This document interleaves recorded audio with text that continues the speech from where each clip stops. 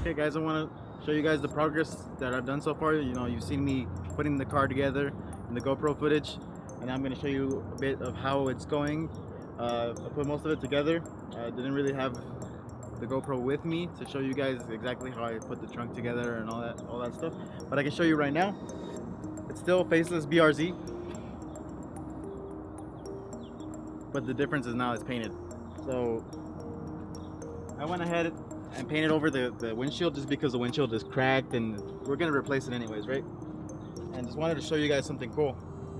I actually painted on the windshield, and what you can actually do is peel it off like a plastic bag.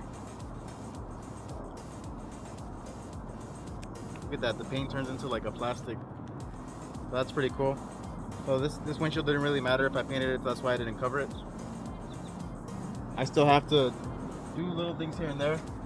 The wheels obviously are still the ones that I used to paint. Look around back here, just get a nice good glimpse of it.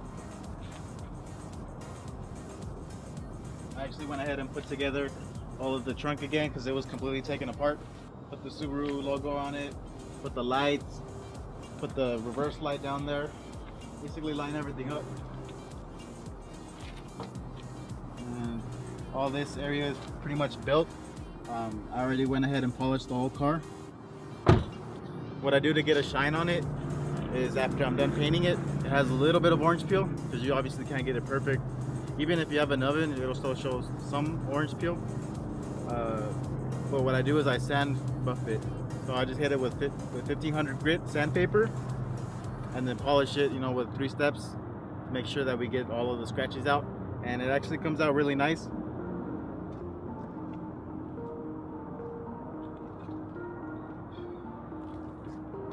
So the reason that this isn't put together yet is because I actually decided to go ahead and give the hood, the fenders, another clear coat. So I'll show you guys over here.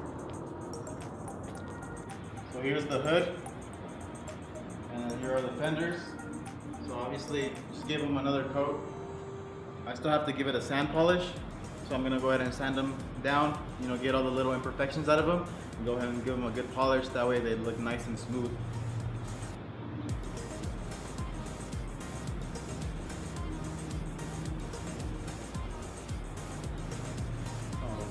The more coats of clear that you put, you know, the thicker it is, the longer it will last. You know, obviously you still have to make sure you wax it, make sure you polish it, make sure you take care of it, you know, so the paint stays nice and fresh. Obviously it's an aftermarket paint job that I'm doing, not as quite as good as an OEM paint job. OEM paint lasts decades, especially if you take care of it. You know, there's some companies that use cheap paint and they didn't last long and they start fading, but most of the time it's because we don't take care of them. You know, most people, they'll buy a car, just give it its wash every once in a while, but they don't really actually take it to get a full detail.